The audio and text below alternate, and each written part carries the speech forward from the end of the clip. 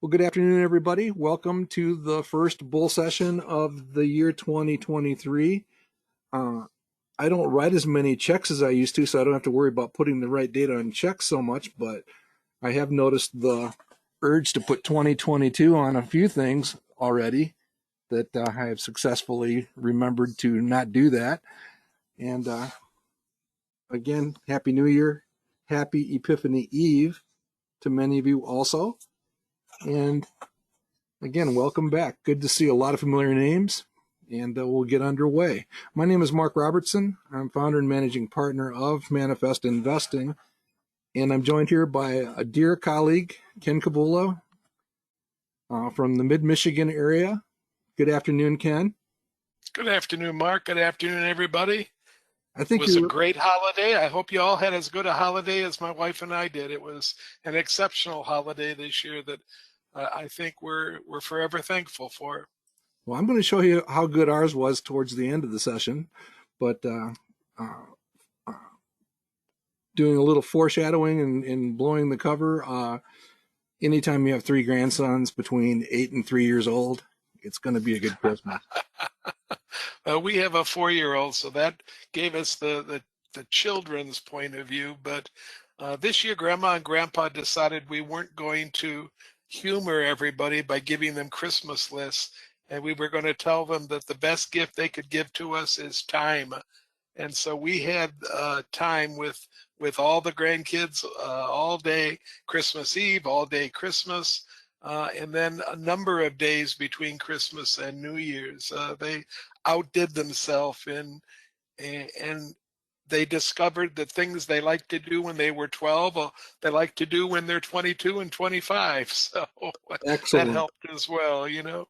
Excellent. I've long held the belief that Christmas is a great time to be childish. Yeah. And that's pretty good foreshadowing to our final slide of the day. We have a new dice game that we'll bring, Mark. Next time we join you and Wendy for dinner, we'll bring this new dice game along. You'll enjoy it. It's called Tensies for those of you that are looking for a name, and it has about 20 different variations, and they're all loud and raucous and a lot of fun. So I have heard of it, so I'll have to do some further digging into it. All right, so we'll go ahead and get underway. But before we get started, Ken, I did want to make you aware that I am placing your name into nomination for Speaker of the House on the next ballot. Because I figure, we all ought to get our names in there on a ballot at some point while they're doing this. I'll probably start with the same 5 negative votes that McCarthy started with. So. Well, you'll be up there as other, but there's quite a few people achieving other status these days. All right, we are going to talk about long-term investing in this quick summary of what I have termed excellence by exceptional expectations, obviously the emphasis on the X. And I actually did an interview with the team over at Stock Team Up, and Stock Boss, few days ago. That'll actually be out in a few days, and just wanted to kind of reiterate that and take advantage of some stuff that I had put together. So we'll do that. This time of year, we do celebrate the new year. A couple of you had actually written to me about Ken's presentation approximately 10 years ago about New Year's Eve and resolutions and the dropping of the crystal ball. And we'll cover that with simplicity and elegance. You remember that, don't you, sir? I certainly do, now that you bring it to mind. I haven't thought about that presentation in a long while, but it was one that came together fairly easily and that I was very pleased with. So I'm glad that people kind of remember it. Yeah, and celebrating simplicity and elegance and success in investing is an important thing. Of course, we dig out the bear and make note of the fact that we actually like bear markets as long as they don't get out of control as opportunities to accumulate worthwhile investments. And so, again, in the spirit of Epiphany, we will be taking a look at that presentation on long-term investing. And then I thought we would do a couple mini case studies, including Southwest Airlines. There on the far right. I remember many years ago working directly with Southwest Airlines Investor Relations as they were featured in Better Investing magazine, and that ad happened to be running at that time. And some of you may even recognize that it was a cover image for Better Investing magazine going on what? Probably almost 30 years ago now. Wow. All right. So let's go ahead and get underway, get our session disclaimer out of the way. No investment recommendation is intended. This is all about education and demonstration of a philosophy, method, technique, as championed by the Modern Investment Club movement. Demonstrated by that, we are literally here celebrating 8 decades of this type of investing, this type of discovering opportunities and analyzing stocks and designing and building portfolios and then managing them, buying great companies when they're on sale, holding them for as long as it makes sense to do so. So Ken and I will be expressing our opinions. We are joined here by Matt Spielman. He may have a few things to say also. Please regard those as our opinions. Do your own homework before you make a decision about any stock that we talk about. We may hold them in our portfolios. We'll try to remember to let you know about that.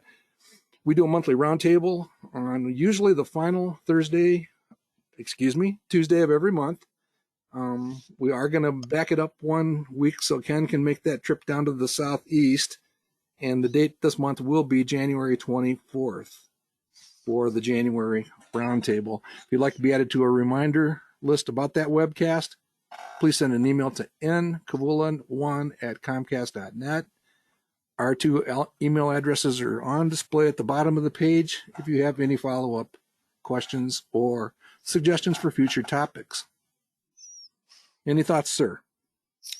No, if you want slides, folks, Mark R at manifestinvesting.com is the place that you drop a line to get the slides from today's presentation.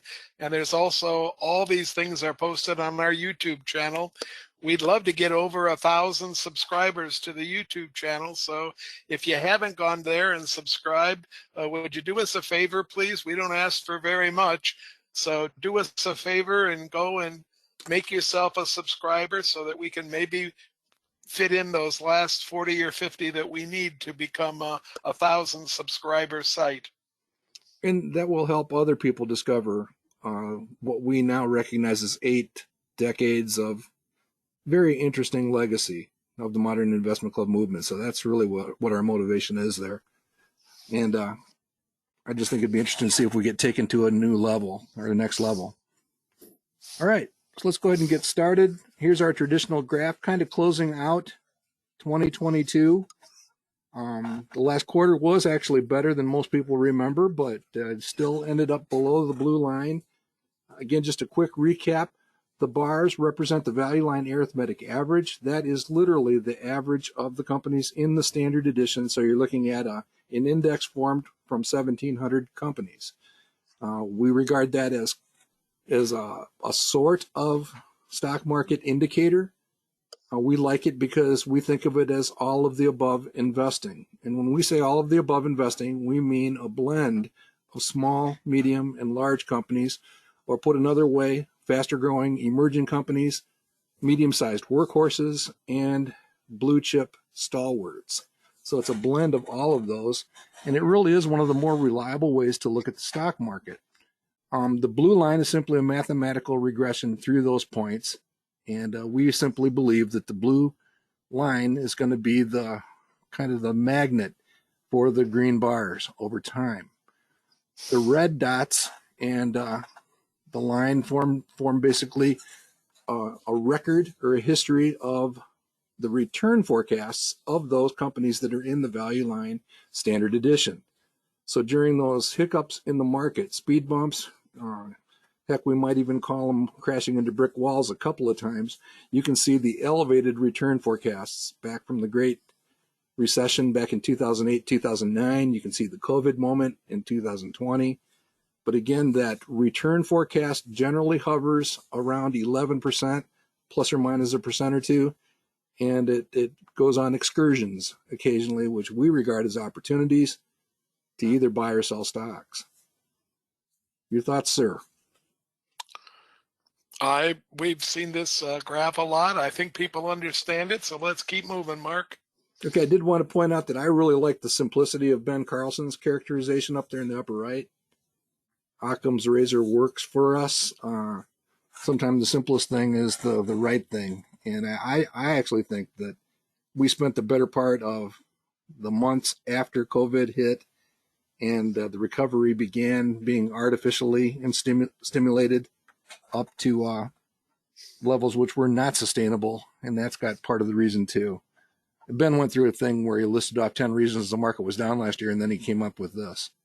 So, makes sense.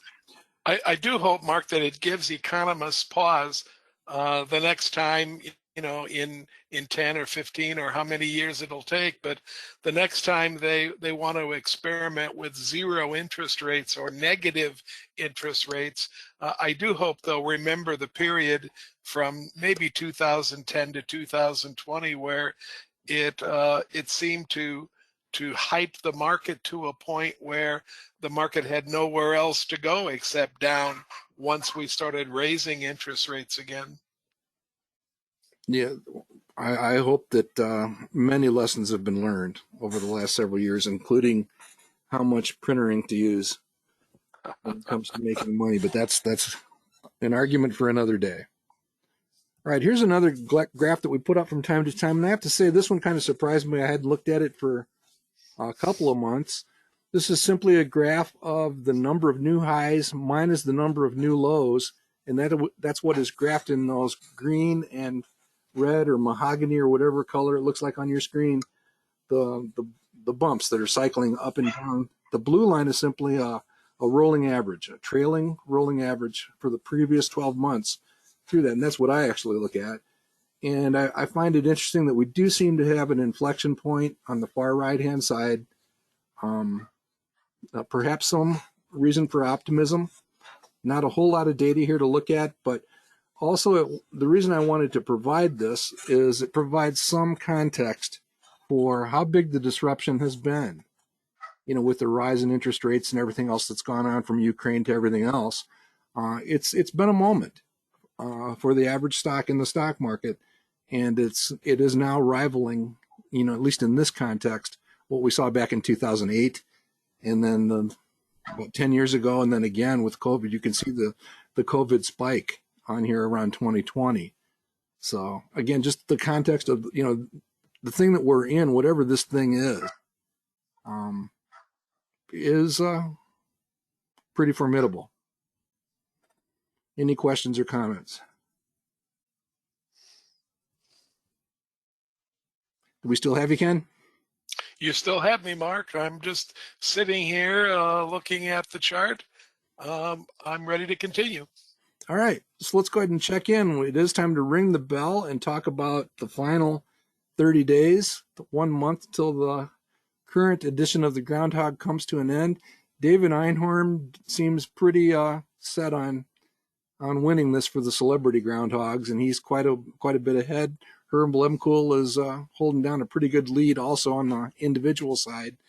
I do think it's fairly interesting to see last year's winners, Space Coast Florida, for the group entries up at the top of the pack here. There's a number of investment clubs that entered and are possibly headed for something of a photo finish. That should be fun.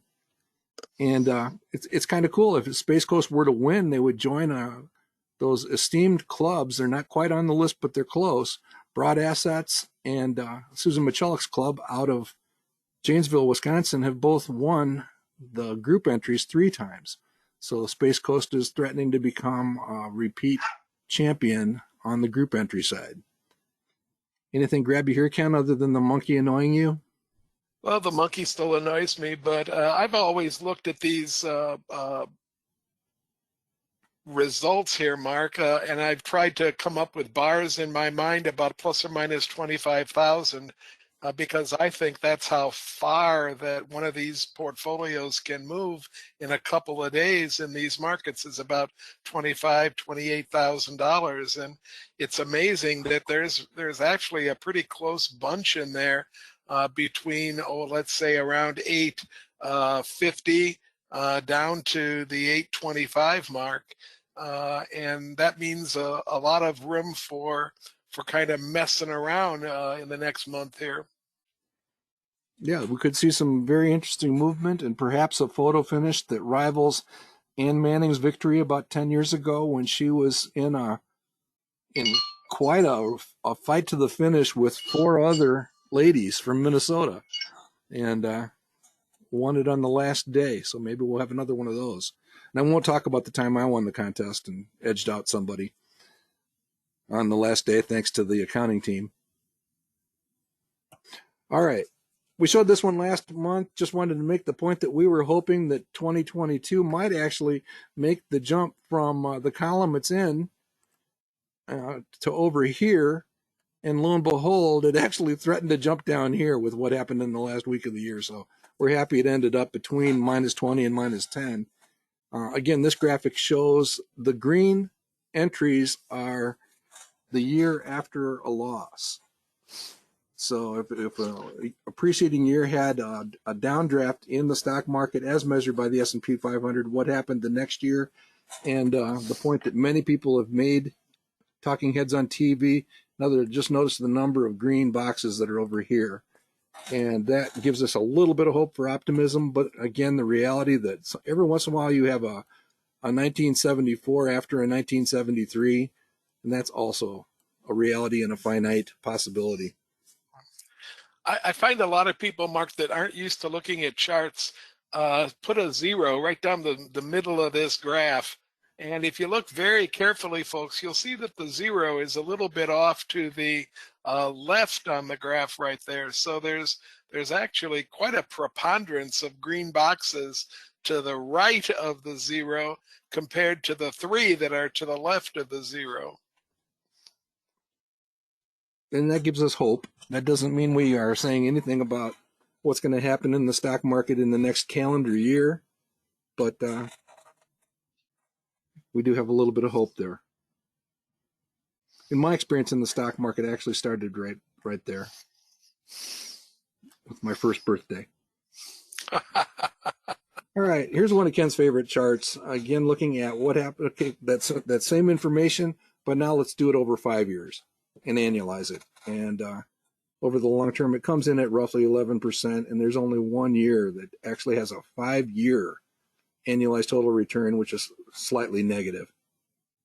So it's something we do like to point out to investors, especially new investors, as to what expectations they might have, and a whole lot of fun.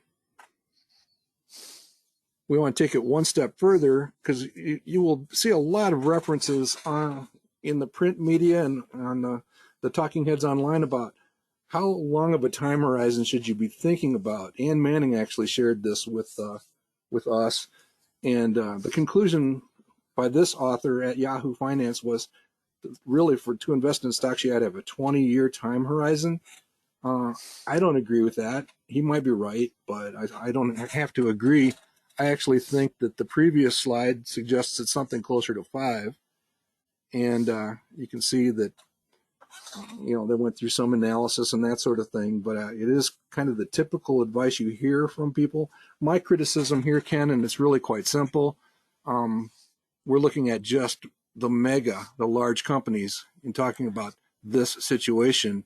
And if you invest in all of the above with the stock market, you basically can start to expect something like this. Is that kind of the way you look at it? That's absolutely the way I look at it. And this is a 6-year picture. We were talking before we went on the air that maybe even a 10-year picture was a better picture for a long-term investor to use, especially an investor that was trying to put together a nest egg for a long and healthy retirement. I'm old, very old, but I still have about a 10-year time frame that I'm looking forward at and saying to myself, let's assume this is going to happen. Let's assume returns like this are going to happen. And I'm trying to keep all my documentation, all the stuff that you put together as you go past 70 years of age. And I want to be fair to my kids and my grandkids. I want to be fair to the institutions that I really have a lot of fondness for. And I want to be fair to to some of the people in my life that I have a fondness for, and that means that you have to keep an eye on where that nest egg might end up 6, 7, 8, 9, 10 years from now. You don't want to constantly every year be going into your lawyer's office and changing all your documents to reflect what the stock market is most recently doing. So I love this particular one here, Mark, with the 10-year annualized returns. And that's going back to 1990, which gives most people that are living today, that gives most people enough history to begin to say to themselves, I can squirrel away a lot of stuff in those really high bars, and I can make it through those couple of lower bars to end up with a really great nest egg for a lot of different folks and a lot of different organizations. Yeah, and I think Ben Carlson's words about keep it simple, Occam's razor time, the fact that this one, first of all, 4% or 5% over annualized over 10 years is not exactly the end of the world. Second thing is that was 10 years after a pretty good period in the stock market. So some of that was baked in, right? I mean, if we go back and look at this chart back, well, I actually don't go back far enough. Let's do this one. If you look at 1999, 1998, 1997, all these numbers that are showing up in here, that was a boom like we have rarely seen in the stock market, the last 5 years of the 1990s. So there was some preordained probability that we're going to see some weaker numbers 10 years after that, no matter what really happened. And even with the catastrophe that did happen, I still don't consider that to be the end of the world to an investor. So we'll see. And the other point that we wanted to make is, financial planners, if they're not careful, and if you don't listen carefully enough, that time horizon thing that you think about, it's not the day you retire. It really has more to do with your life expectancy and that sort of thing. And all of it literally changes depending on the total picture of your situation. If you're well beyond critical mass, speaking like Bob Brinker, all of that actually changes quite a bit. And the time horizon thing really needs to be respective and conditioned to reflect that. I think it's fair to remind yourself also, Mark, that financial planners are paid to be pessimistic.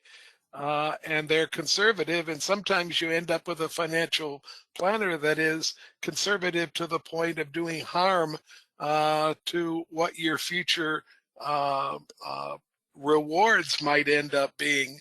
I think you have to strike a balance in there, and if you're a very, very pessimistic person, then maybe you need to find a planner that's a little bit more optimistic, and maybe vice versa. I'm a very optimistic person, and maybe I need somebody to rein me in every once in a while, although I hate to lose money, so I don't have that speculative bend in my psyche to go out and gamble with my money. I like to have things that are a little bit more certain going forward. Yeah, So these kind of graphs really make you think, Mark. That's what I'm going to say. Yeah. well, and the other thing to realize is if you start drawing an average down the middle of this, it's right where you always talk about. I mean, that's the average. The Yeah. other thing, There's that 10, 11%, right? yeah, without getting too pejorative, to use an ugly word, um, my personal opinion is that much of the financial services industry and much of academia spends an awful lot of time protecting us against this. And okay, fine, but from my personal perspective, I don't need somebody protecting me against from that when I'm looking at this. And that's just the way that I think any investor is capable of reaching that point. But again, so many of the products, so many of the things that they do, I'm not going to pick on the 60-40 portfolio, at least not today. You can read all about it in most of the publications about how dismally it failed, again, for the second time in 10 years. So, again, it's just with a true long-term perspective and the the capacity to deal with a roller coaster or two along the way, I don't think you have to worry about being protected because there's an awfully high price for that protection from the industry. All right. I Is that too much preaching? No, it was it deserved an amen in there in somewhere, Mark. So All right, let's go. Let's flip on. We have a couple of case studies we wanted to put just because Southwest Airlines is in the news for all the reasons they don't want to be in the news here lately. Just wanted to put up a little context. Um, this kind of speaks for itself when you look at it from the way our perspective in the long-term investing community that we are in. It's pretty hard to look beyond that quality trend, on that trajectory. And that is basically talking about some combination of the financial strength of the company, the growth and profitability uh, relative to peers and competitors, and all that kind of stuff, and simply the consistency of the company. This is a moment. I think anybody out there, when the blue line goes away, that's a moment, and they're certainly being pressed these days. What are your thoughts on this one, sir? well, Mark, my biggest thought is when the sales line, and that's a beautiful sales line up to 2019. No doubt about it. That's about as straight as you're going to get a sales line, and that can't be engineered to become straight. It either is or it isn't. But when the sales line and the quality line tend to be moving in opposite directions, uh, and that quality line was moving downward as a general trend during a great deal of that upward trend in sales. I'm just asking myself, what's wrong with the company? Why is that quality line moving down if this is a good, solid growth company? And I think you begin to draw conclusions about maybe it's not as solid as it should be, and now suddenly the emperor doesn't have any clothes, and he's standing around in the middle of a crowded airport, wondering what to do to solve a problem that appears to have a really long-term solution attached to it. I don't think that Southwest is going to solve this scheduling problem in the next 30 days. I really don't. Yeah, in all fairness, I've read a number of opinions, some from insiders, that basically say that the new guy basically was handed some rather archaic systems, and some have accused prior management, in most cases post Herb Kelleher, of kind of cutting corners and improving financial performance by not making investments back into the business. Point being, the new guy is really on the hot seat now, and he probably doesn't deserve it. He's probably among those that recognized they needed to fix things, just couldn't fix them fast enough to head off the current disaster that seems to be a work in progress. So, should be interesting. Might also be interesting to look back at the number of times Hugh McManus and I have featured Southwest Airlines over the years, and quite successfully for the round table. And what motivated us to jump out, that sort of thing. But interesting picture nonetheless. Yeah, and Mark, I'm also willing to give them a pass on those 2020, 2021 numbers when there's that gap in earnings there. I mean, I do understand that, if you ground all the things that make up your business and don't allow it to operate, then you have a really hard time making any money.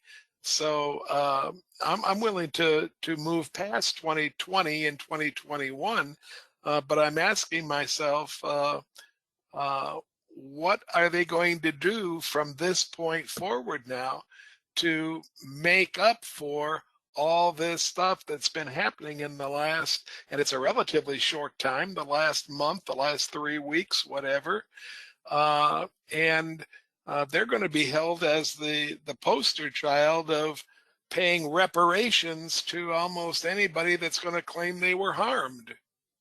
Oh yeah, when you mentioned that the new guy was hanging out looking at all those people in the airport, I was thinking he's making hotel reservations for a lot of them. Um, Yep. yeah, tough time.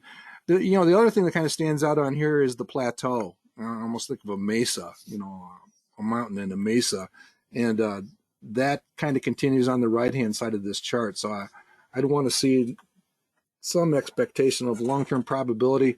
This picture right here, post COVID, is also not very pretty in terms of growth compared to historical, really.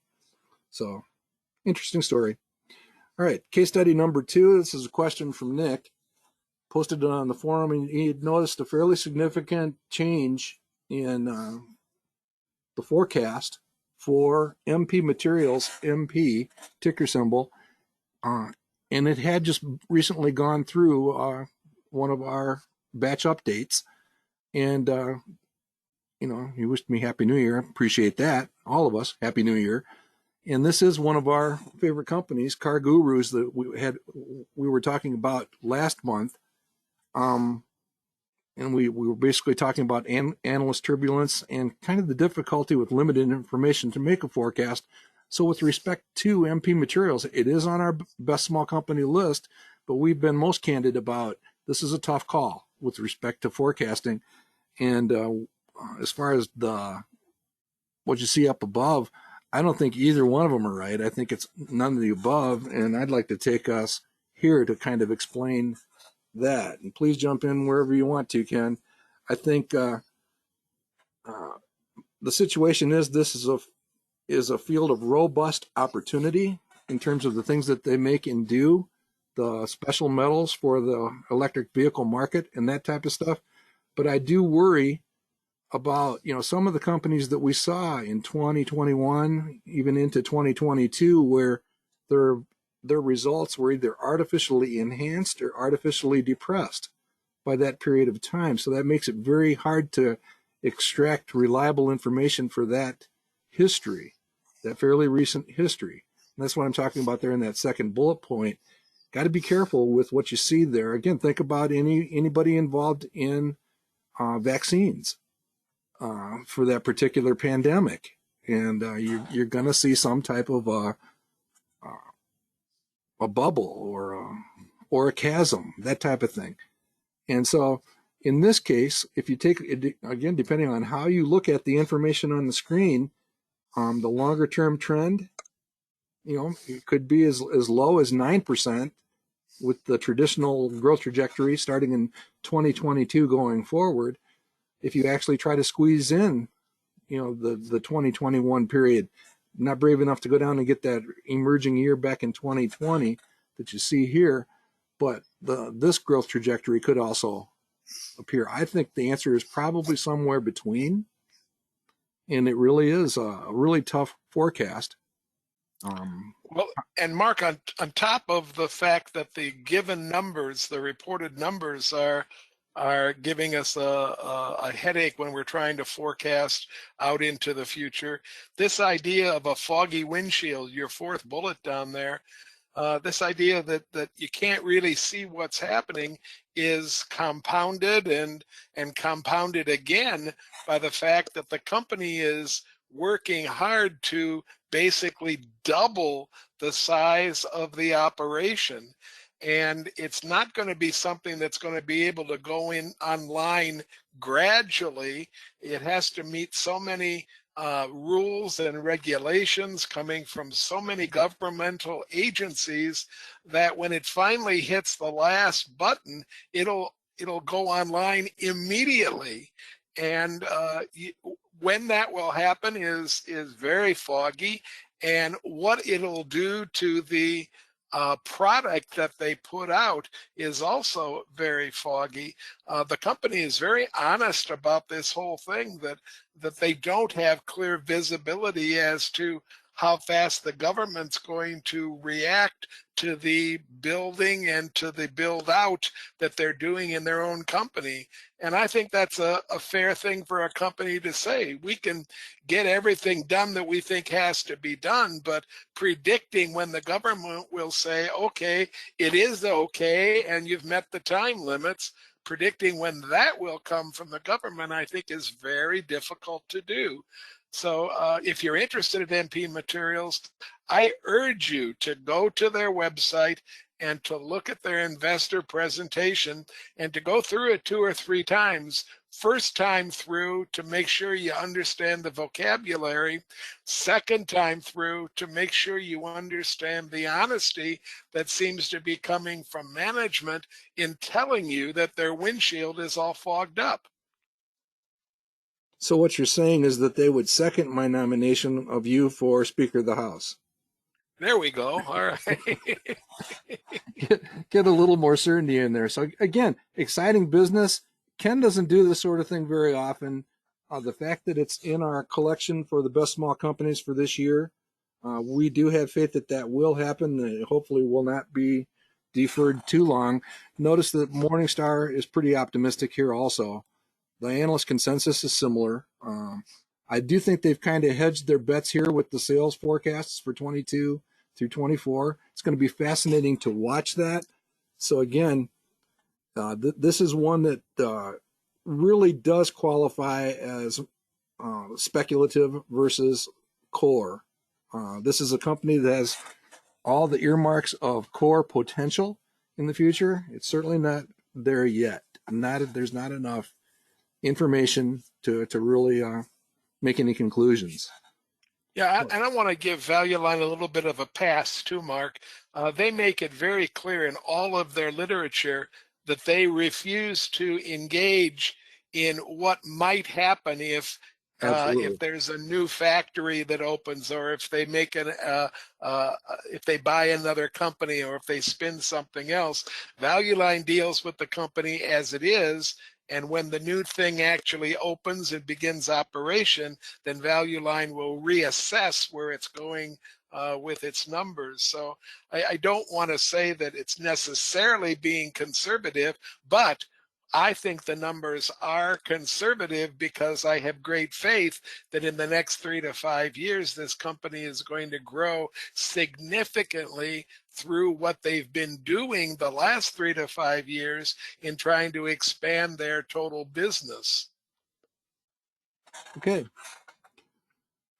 So let's go ahead and move into our last few moments here for our first session of 2023. And I just wanted to spend a few moments reinforcing a few things, repeating a few things we've talked about here lately.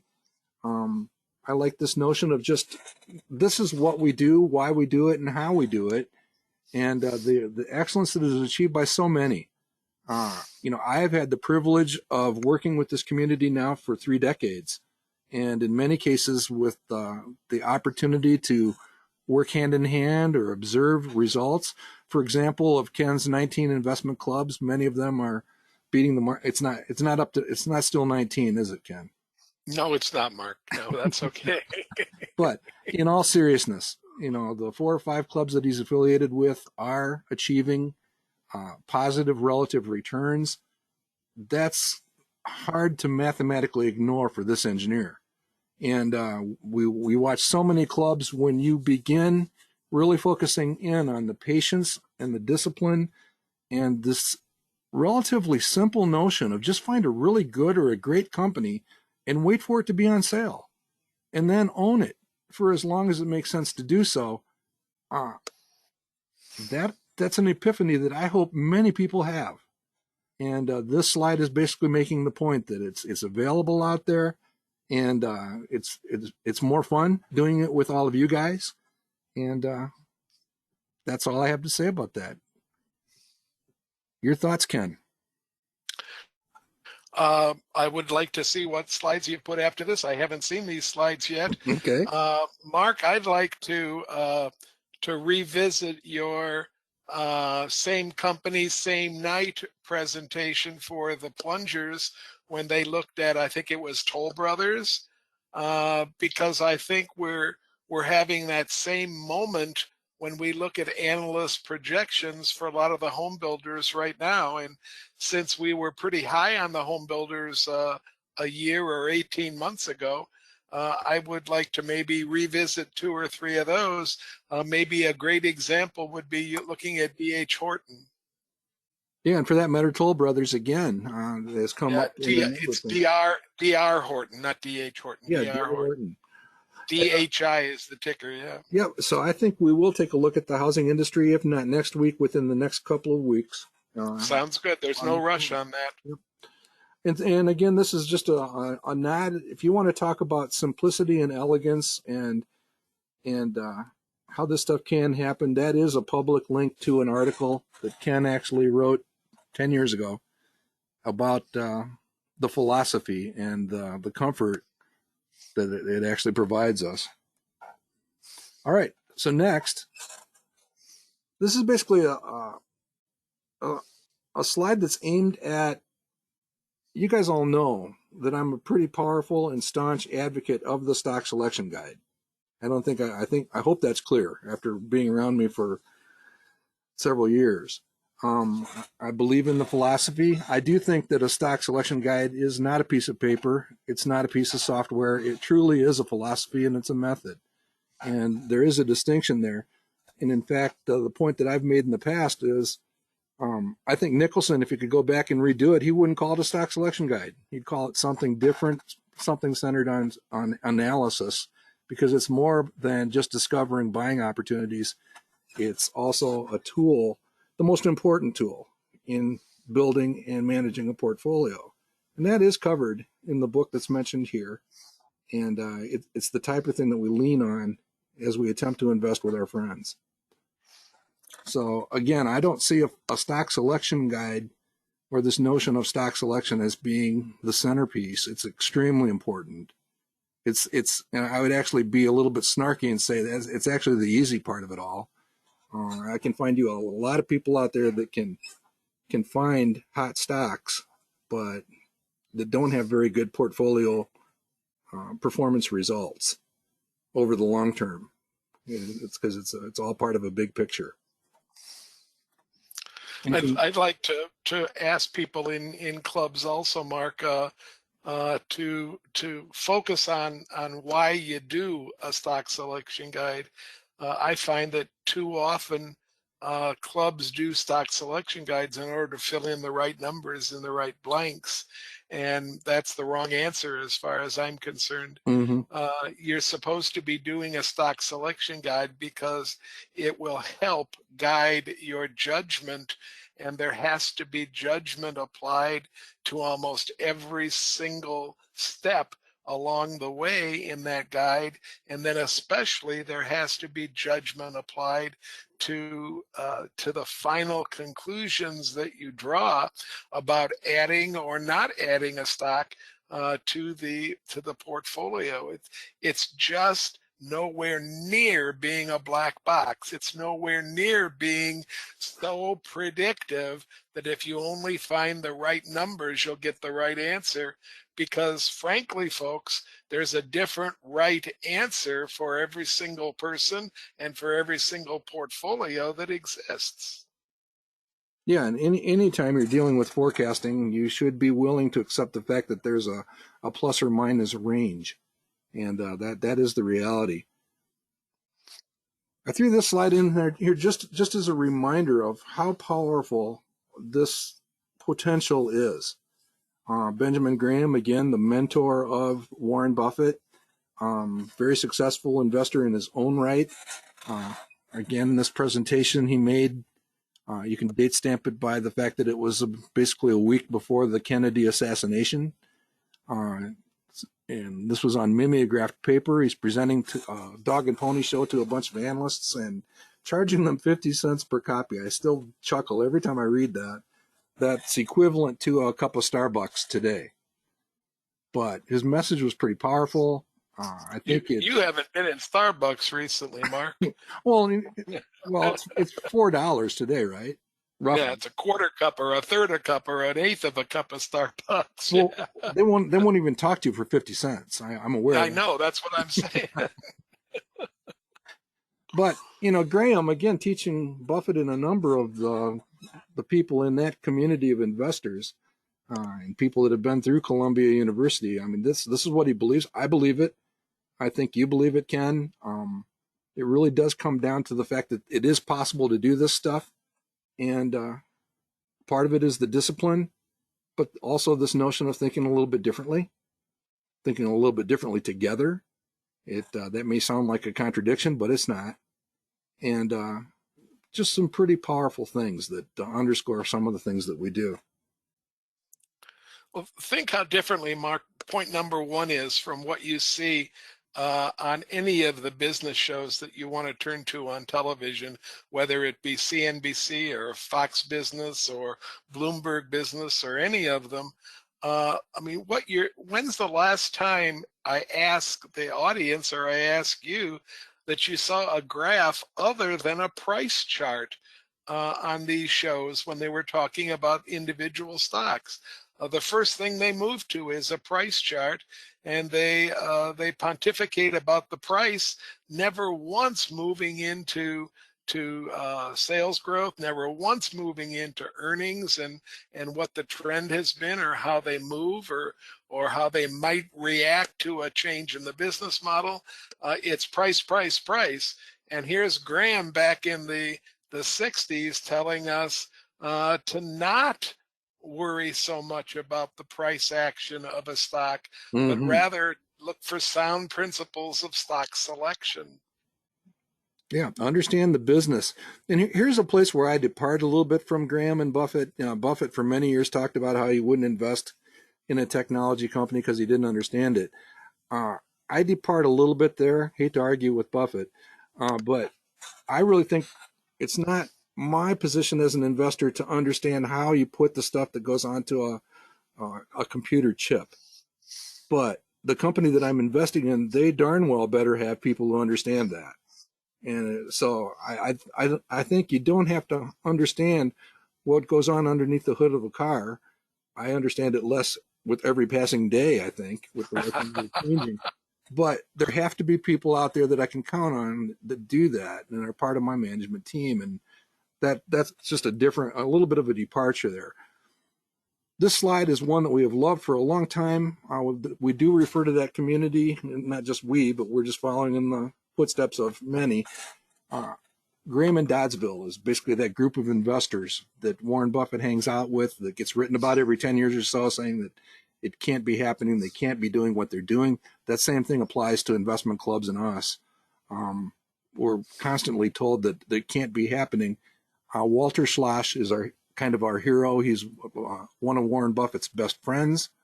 The reason I like Warren probably the most of all is he had incredible results, and for that box that says he invested just like you and me. He used Value Line, the investment survey, the hard copy, literally licking his finger and turning the pages, looking for the types of things that we look for, in my opinion, and then the absolute incredible importance of that slide and being able to achieve slightly higher rates of return over years. And again, you start putting a few percentage points over a few years, those numbers explode. And so we think of that as the potential ladder for returns. And just one of our favorite things to point out. If you can do slightly better, it can generate massively larger amounts of money later on in life. Mark, I've used this slide with clubs to talk about how good a club is doing or how good a club might be doing. And I've used slightly different vocabulary. I've talked about the boxed in number, the 10%, as what you might expect from a very low cost, very well run index fund that matches the market. And your club doesn't have to hit that 5 points better than the market to be extremely successful.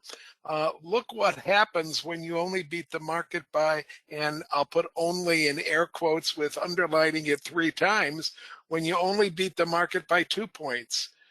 You more than double your return. And if you can beat the market by 2 points and more than double your return, then that's statistically significant to the point where I don't see why everybody's not attempting to do it. Yeah, and hang on to that 10% number as we go forward. There's absolutely nothing wrong with this number right here. Nothing. You're right. $100 Right. becoming Right. $4,000. It's a whole lot better than stuffing a $100 bill into your mattress and having it be $100 39 years later. So that certainly applies, and that's a good segue, Ken. It leads into this one because, again, these are not bad numbers down here. These are the index numbers that Ken was kind of referring to. Those are all okay. Again, our emphasis is on what is possible. And these 5 companies up at the top are the 5 companies most widely held. We've presented this a few times. This ought to just blow everybody away. Share this with your friends and your family. We're basically saying this is possible. It's not promised, certainly not guaranteed. We would never, ever say that, but it is possible. And notice here, by the way, all of the above investing without doing anything else different, just simply making sure you're invested in small, medium, and large. The sum of the parts is clearly better than the individual pieces. And the value line arithmetic average, if you were investing in that, is pretty fascinating. We also like to point out, and then I'll let you take off on this, Ken. This roundtable is a demonstration of independent people coming together with ideas going back to 2010 now, almost 13 years, coming up on 13 years and achieving a 14.4 rate of return. And using the discipline and the patience and the methodology that we do. And of course, the Tin Cup demonstration portfolio, we publish every single decision we make for that. And it literally is as simple as find a great company, wait for it to be on sale. Your thoughts, sir? Did I already take all your Mark, thunder? well, first, no, you didn't, Mark. First of all, thanks, Matt. Matt has posted a moving of the link for the Benjamin Graham speech. It's still at Jason Zweig's site, but the citation is Okay. different, and he has posted that for our audience to take a look at. I think what I want to talk about, or what I want to say when I look at this, at least, is that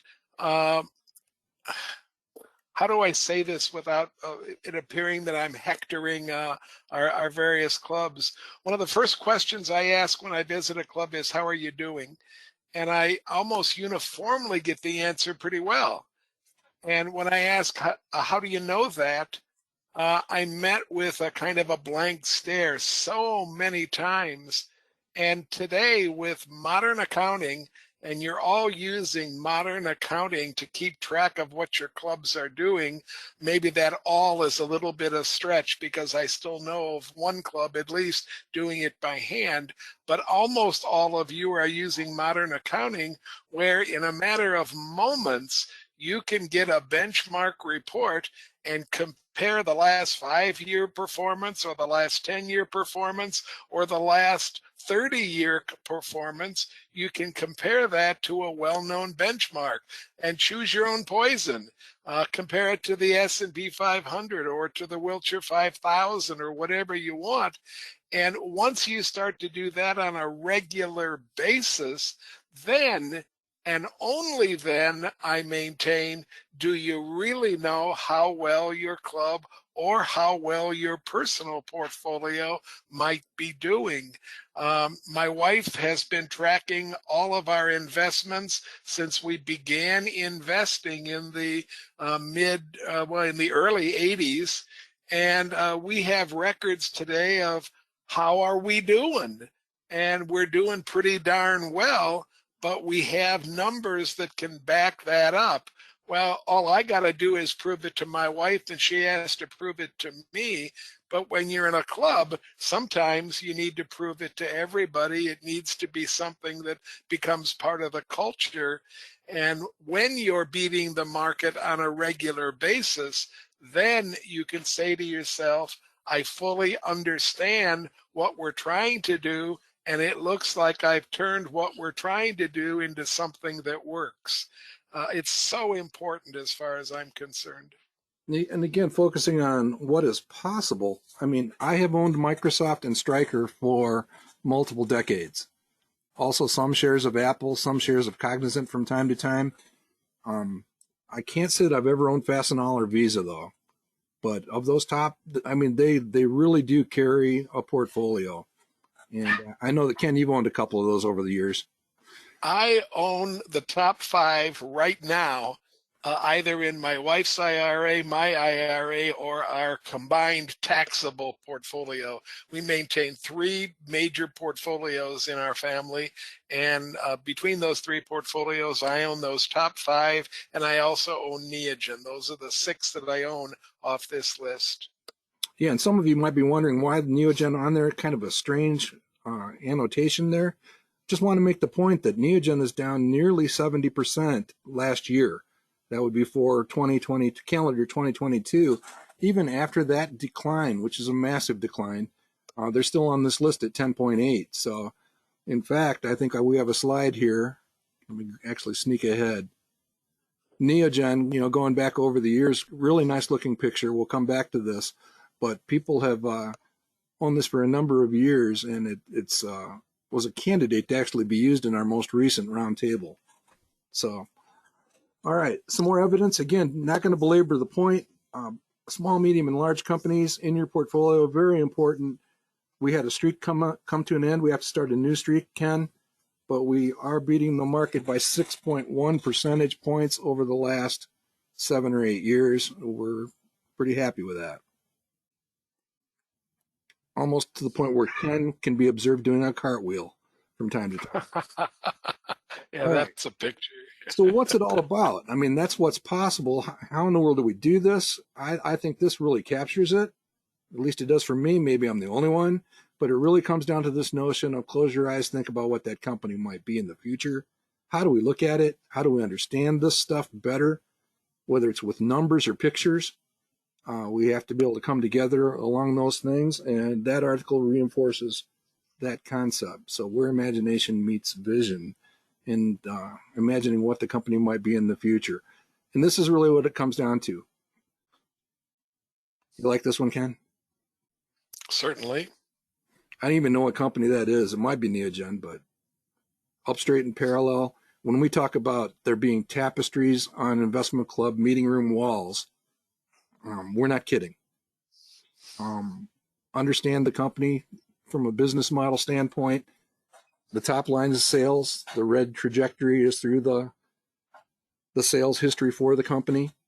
Again, the past does not guarantee the future, but it can be a guide. Earnings down at the bottom, we like those to be up and to the right and relatively parallel. And it comes down to understanding the company. So again, coming back to the investment club experience and what we do and the elegance of it all. We had a person in our investment club that hated numbers back in Chicago back in the mid 1990s. So I sat down with her and explained, just look at these and look for these. When you find one of these, basically bring it to us, and and then we'll get together and try to understand the company better as a group.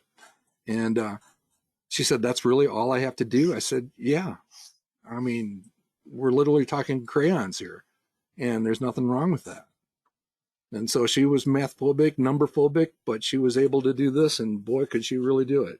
So remember, people learn and communicate in different ways. Sometimes pictures are important, sometimes numbers are important. But go ahead. Cynthia wants to know how many years of up, straight, and parallel do you need? And Cynthia, there's no rule. There's nothing telling me how many years I need. I will say that the more, for me at least, the more years that this is happening, the better I feel.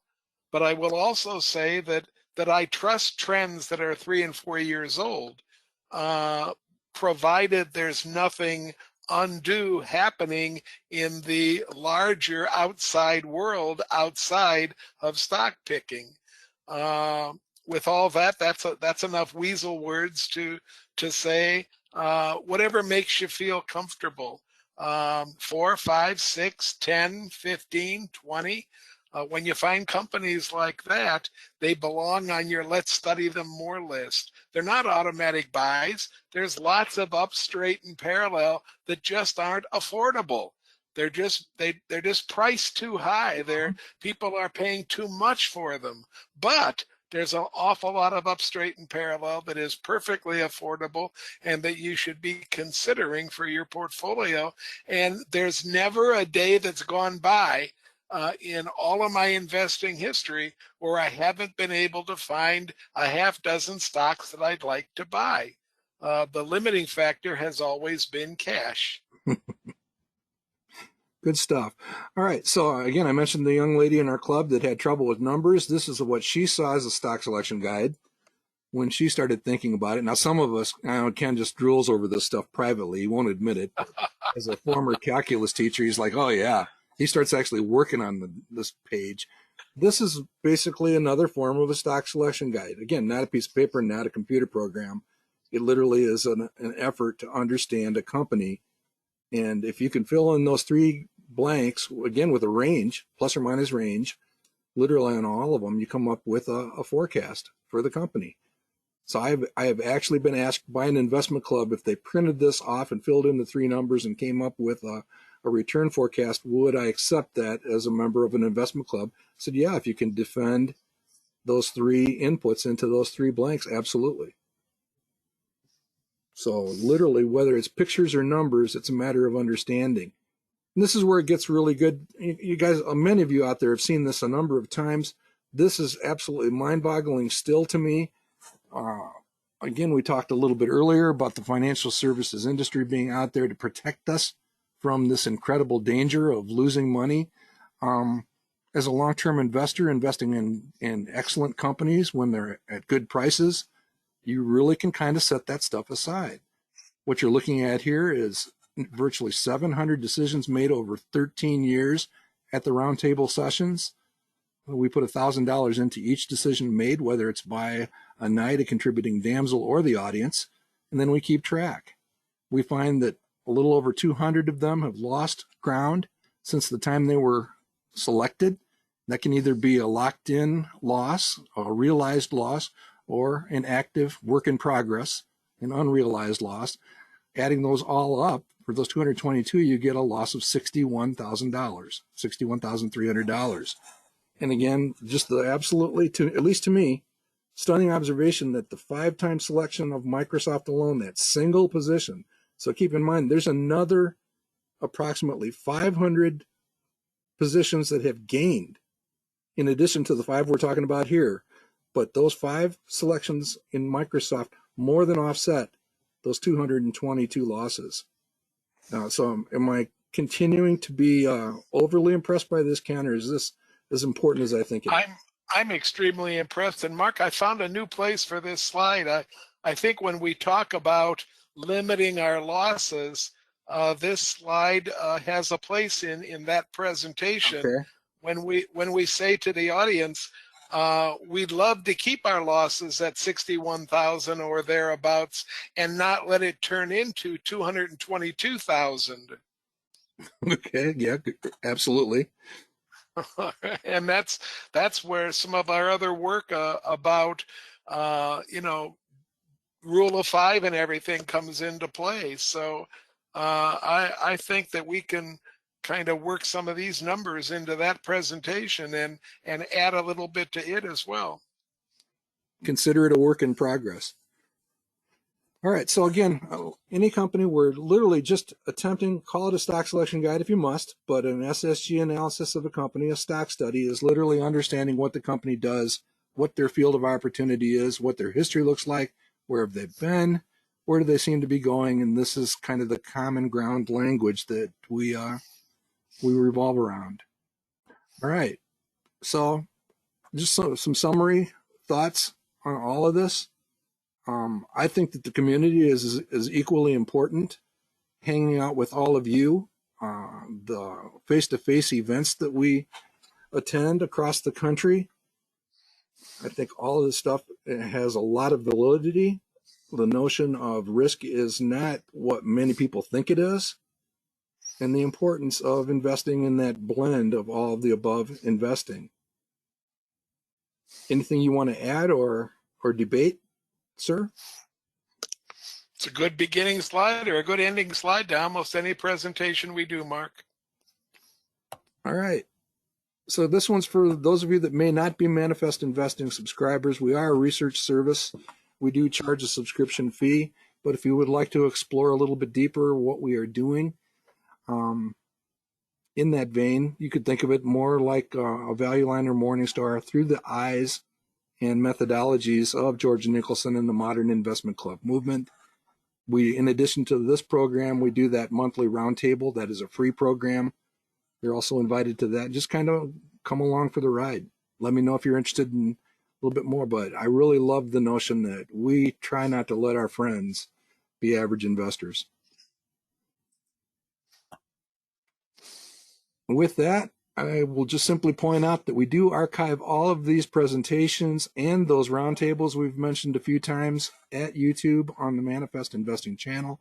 I think we are up to 948, Ken, so that number's a little bit dated. So we're getting closer, inching up towards that 1,000. So again, you are invited to subscribe. If you do subscribe, we will not inundate you with stuff. Certainly will not ever sell your name or email address. And we will simply let you know anytime that new content is added. I did think for a future program, Ken, we might pull down this banner up here and just simply talk about what each one of those things means and what the derivation of it is. And that sort of thing could be kind of fun just to do that alone. Might mean that you have an obsession with animals. I don't know. And Matt Spielman has actually added the whale in the Manifest Forum to our cadre of animals. Okay. All right, good. Within the last couple of days. And we appreciate people bringing us more animals. More animals. Okay. All right, quick reminder, within the next month or so, and we'll certainly have more information on this soon, we will be talking about either one or both of these books submitted for consideration by Matt Spielman. And I've read a good piece of Tillinghast's book. He's one of Peter Lynch's colleagues, probably proteges at Fidelity. And good stuff. And we'll be bringing those and talking in more detail about them soon. And with that, I'm going to go ahead and bring us to a closure here. We talked about being childish during the Christmas season and how much fun it is. That does happen to be our grandson, 3-year-old grandson, and we took him to Peppa Pig place at a local mall, and that kind of captures, the type of feeling that I think you were talking about as we got started here today, Ken. Peppa's certainly a role model for the younger set, I'll tell you. So much fun. And spending those days, and our daughter and son-in-law left the kids with us for a few days, and I usually complain about being tired. I'm not going to do that anymore. I'm not tired. I'm just refreshed and invigorated by those young men. On the right is a picture Mark, while you're talking, we're getting a couple of questions. Could you just back up to the books so folks can write down some information about those books? Absolutely. Before I do that, that is simply a picture posted on Facebook by Phil Sador. He's one of our community members in the Rochester, New York area. I'm not sure whether he took it or it's just a picture that he liked, but that's a pretty cool picture for this time of year. I know where that is. You know where it is, Matt? Yeah, that's Lauterbrunnen, Switzerland, near cool. Interlaken. I've not been there in the winter. I've been there several times in the summer. It looks like a nice place. That valley was the inspiration for J.R.R. Tolkien for Rivendell. Ah, very cool. All right, and Ken, you wanted the books back up so they can take a closer look? Yeah, people are wondering how to spell Tillinghast. There it is, folks, up there. And I would say too, so I did put, and I appreciate you guys having these up a couple of weeks, because I dropped a suggestion just in comments, and it's been a while. They're really interesting books, and I didn't come to them with any expectations of that, but I'll say highly compatible with better investing teachings. And I had summaries in prior bull sessions about them, but Joel in particular comes at investing a little bit different way, but talks about investing with 5-year time horizons, talks about investing, so many things you guys talked about today too, with an expectation of uncertainty, actually uses upside and downside in the book in terms of his considerations of a stock's value. Just a lot of things. He, like I said, he comes at it his own way. But if you're familiar with the SSG, you can see those same calculations that he's come up with in his independent way. And Annie Duke's book, I happened to read right after Joel's, and I'd had it for several years, sort of with the idea that I should read it, and I knew I should read it, but I never got around to it. But it's kind of serendipitous.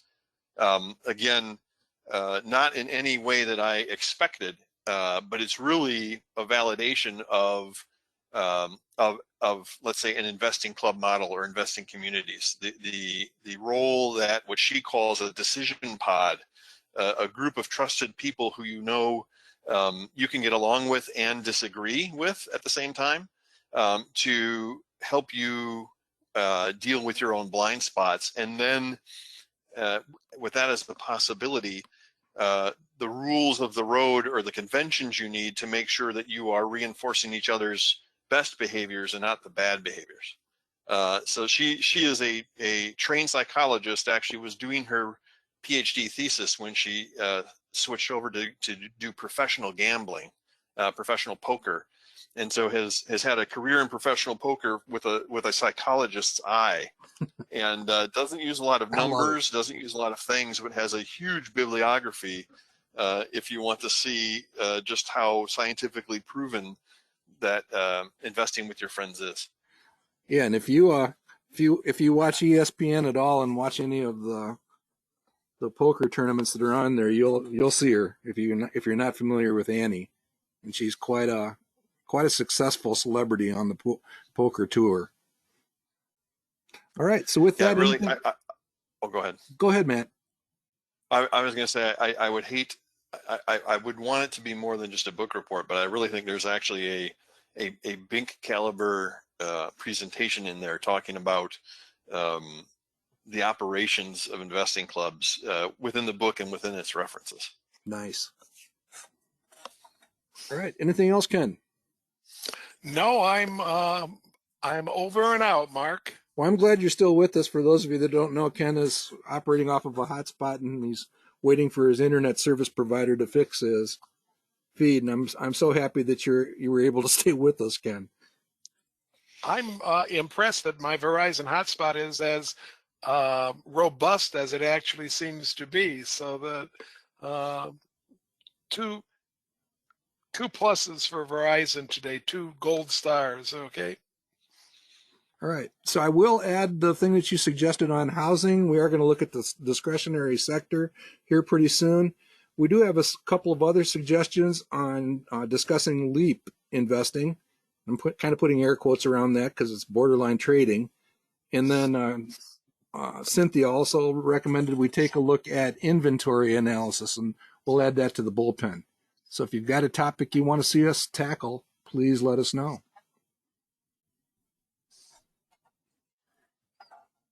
Anything else, Ken? I'm checking the question box right now. I had a hand go up for just a moment, but I think it was inadvertent. It was. So, Mark, we're pretty well clear. Matt, thank you for answering some of the questions in the back here, and we're ready to adjourn until next week, Mark. Okay? All right. Everybody take care, and we'll see you next time. Thanks, everybody.